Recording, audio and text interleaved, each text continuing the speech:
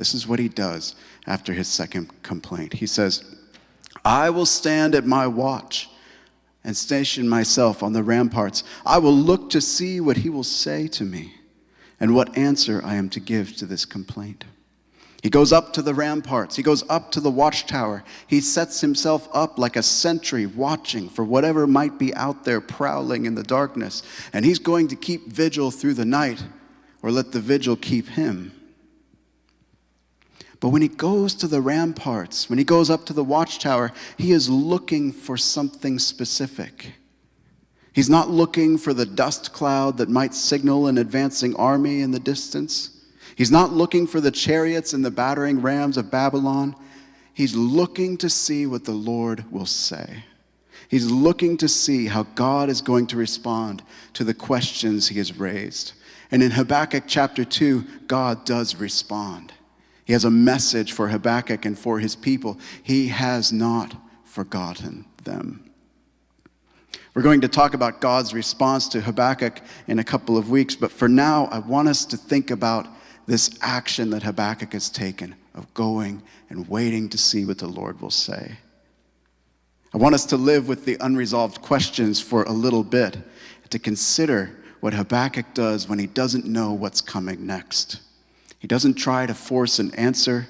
He doesn't try to come up with a complex philosophical framework for dealing with the situation he is in.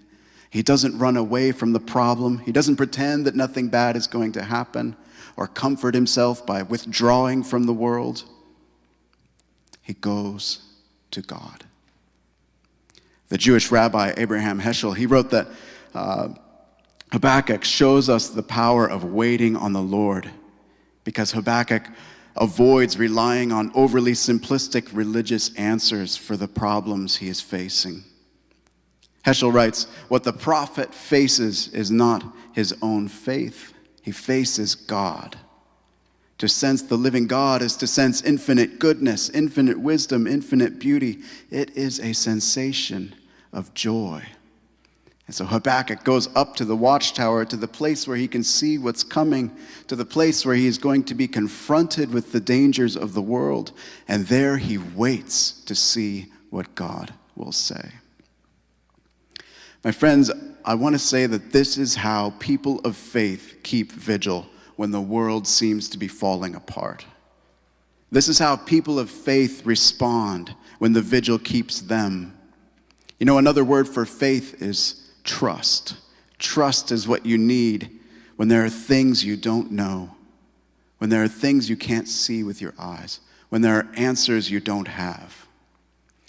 We trust God because we know who he is, because we have experienced his goodness.